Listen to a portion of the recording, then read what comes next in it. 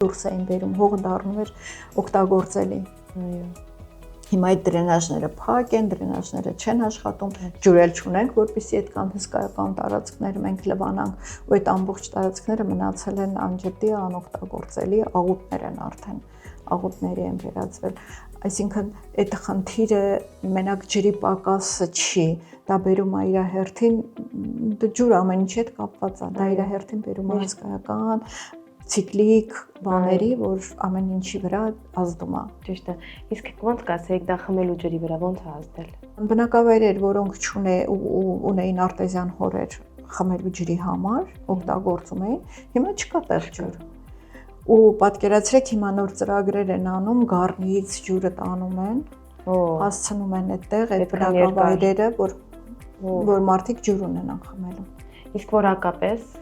Որակապես դե իրանք երբ որ արտեզյան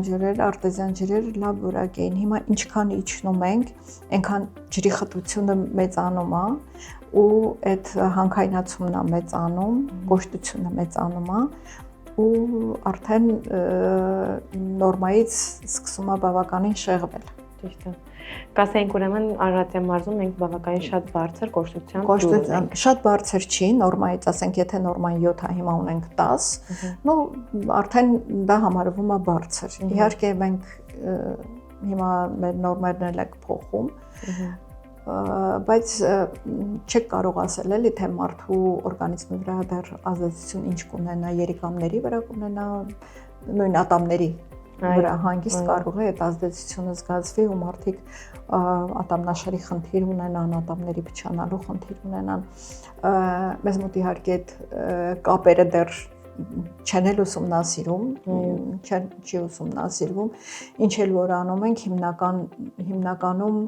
ծանր մետաղների ազդեցություն ենք ուսումնասիրում, հանքավայրերից եկող այդ բաներին, այդ ծանր մետաղների ազդեցություն ենք ուսումնասիրում։ Դա ժամանակի ընթացքում մենք կարող ենք ավելի տեսնել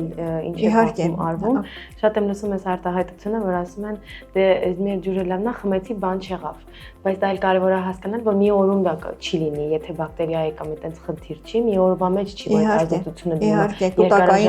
կուտակային ազդեցություն է։ Հետո եկեք նաև